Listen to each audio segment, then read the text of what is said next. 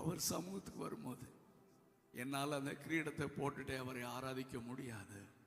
அதை கழற்றி அவர் பாதத்தில் வச்சு சாஷ்டாங்கமாக விழுந்து, ஆமென். கண்ணை மூடி ஒரு நிமிஷம் கண்களை மூடி.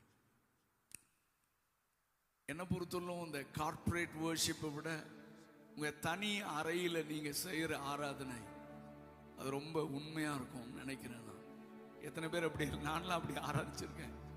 பாட்டு சத்தமாக வர்ஷிப் சாங் போட்டுட்டு நான் குதிப்பேன், தாளை விழுந்து பணிந்து கொள்வேன்.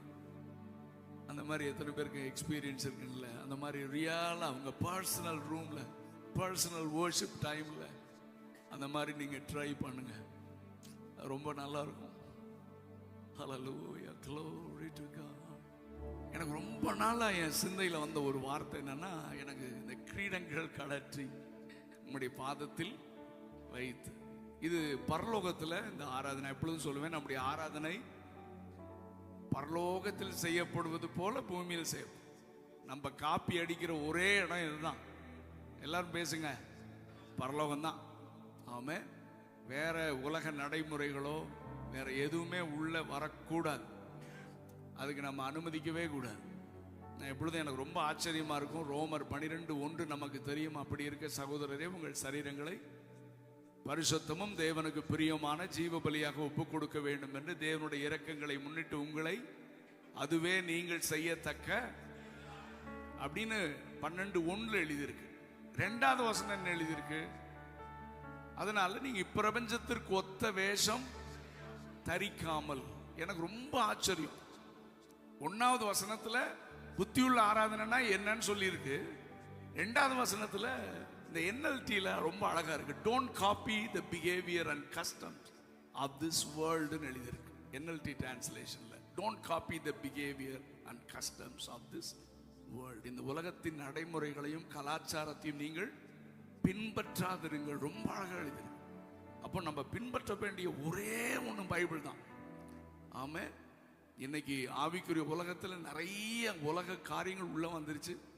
ஆனால் அதுக்கு என்னைக்குனாலும் நம்ம எதிர்த்து நிற்கிற ஒரு கூட்டம், சத்தியத்துக்காக நிற்கிற கூட்டம், வசனத்துக்காக நிற்கிற கூட்டம். நாம் கற்றுக்கொண்டதில் நிலைத்திருக்க வேண்டும் என்று தீத்துவுக்கு எழுதுகிறார் பவுல். கற்றுக்கொண்டதில் நிலைச்சிருக்கும். பரிசுத்தவான் நமக்கு சொல்லி கொடுத்ததில் கடைசி வரைக்கும் ஓடி முடிச்சிடணும். அதான் என்னுடைய தீர்மானம். இருக்கிறீங்களா இல்லையா? ஆமா. ஸோ நல்ல கவனிங்க. அப்போ இந்த பரலோகத்தில் ஆராதிக்கிற முறை நான் எப்பொழுதுமே சொல்லுவேன், பரலோகத்தை கொஞ்சம் ட்ரீம் பண்ணி பாருங்க, கற்பனை பண்ணி. நான் அடிக்கடி உட்காந்து நான் கற்பனை பண்ணிப்பேன் எப்படி வர்ஷிப் நடக்கும்னு. இந்த இடத்துல வெளிப்படுத்தின விசேஷத்தில் ஆண்டவர் எழுதியிருக்காரு, 24 மூப்பர்கள் 4 ஜீவன்கள். எல்லார் தலையில என்ன இருந்தது சொல்லுங்க? அதை கொஞ்சம் இமேஜின் பண்ணி பாருங்களேன். அப்படியே அவங்க வர்ஷிப் பண்ணிட்டே வர்றாங்க. பரிசுத்த சேனைகள் இருக்காரு, அப்படியே வர்ஷிப். திடீர்னு அங்கே ஆட்டுக்குட்டியானவர் உட்கார்ந்துருக்கிற சிங்காசனத்து பக்கத்தில் வந்தாங்க. அவங்க அந்த உடனே அவங்க செய்த காரியம், தங்கள் கிரீடங்களை கழற்றி அவர் பாதத்தில் வைத்து சாஷ்டாங்கமாக விழுந்து, தேவரே நீர் ஒருவரே எல்லா கனத்திற்கும் மகிமைக்கும் பாத்திரமானவர். உங்களுக்கு முன்னால் நான் கிரீடமெல்லாம் என்ன செய்ய மாட்டேன். நீங்க போட்ட கிரீடம் தான், ஆனால் உங்களுக்கு முன்னால் என்ன செய்ய மாட்டேன், போட மாட்டேன். அது உங்க பாதத்திலே வச்சிடறேன். ஏன்னா நீங்க தான். நான் உயர்த்துறதுக்கு ஒன்று இருக்கணும்னா, காலரை தூக்குறதுக்கு ஒன்று இருக்கணும்னா, அவன் உங்களை மட்டும்தான் உயர்த்துவேன். சிலுவை குறித்த எல்லாமல் வேறு ஒன்றையும் குறித்து நான் மேன்மை பாராட்ட மாட்டேன். ஹல்லேலூயா. ஸோ நீங்க சொல்லலாம், ஐயா பரலோகத்துக்கு போனாதான் ஏன் கிரீடம் கிடைக்கும், இங்கே நமக்கு கிரீடம் இருக்கா? இப்ப சொல்லுங்க, நீங்க தான் சொல்லணும் பதில். இங்க நமக்கு கிரீடம் இருக்கா இல்லையா? இந்த மொழி மொழிக்கிறீங்க, சொல்லுங்க சொல்லுங்க தம்பி, இருக்கா இல்லையா? இருக்கா இல்லையா? இருக்கா? இருக்குன்னா என்னது? What is it? என்ன கிரீடம்னா என்ன? பைபிள்ல அதற்கு ஆதாரம் இருக்கு. யோபு சொல்றாரு, என் கிரீடத்தை கீழே தள்ளினீர். இல்ல வசனம் வாசிங்க, யோபு 19:9 வாசிங்க. யோபு 19:9. ஏசாயா 28:1 இன்னொருத்தர் வாசிங்க, டக் டக்குன்னு வாசிங்க. என்னிலிருந்து என் மகிமையை அவர் உரிந்து கொண்டு என் சிரசின் கிரீடத்தை எடுத்து போட்டீர். எடுத்து போட்டார். அப்ப யோபுக்கு கர்த்தர் ஒரு கிரீடத்தை வச்சிருந்தாரு. அவர் சொல்றாரு, என் கிரீடத்தை என்ன செஞ்சிட்டாரு?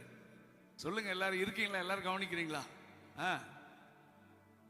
ஏசாயால 28:1 என்ன சொல்லுகிறது? எப்பிராயிம் வெறியரின் பெருமையான கிரீடத்திற்கு, எப்பிராயிமுடைய வெறியரின், ஆமா, கிரீடம், பெருமையான கிரீடம். இந்த மாதிரி நிறைய வேர்ட்ஸஸ் இருக்கு.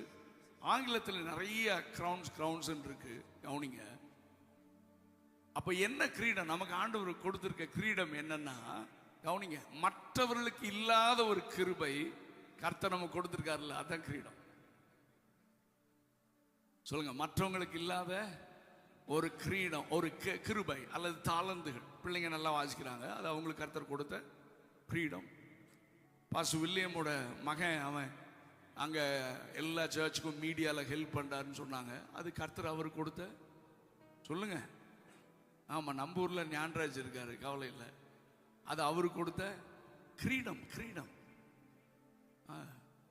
ஸோ இந்த மாதிரி நாட் ஒன்லி டேலண்ட்ஸ், தாளந்துகள் மட்டுமல்ல, உங்க ஃபேமிலியிலேயே நீங்க தான் நல்லா படிச்சிருக்கீங்க அப்படின்னு சொன்னா அது கர்த்தர் உங்களுக்கு கொடுத்த, சொல்லுங்க, ஒரு சோசியல் ஸ்டேட்டஸா இருக்கலாம், உங்களை கர்த்தர் உயர்த்தி வச்சிருக்கலாம், இல்லை உயர்ந்த இடத்துல வச்சிருக்கலாம்.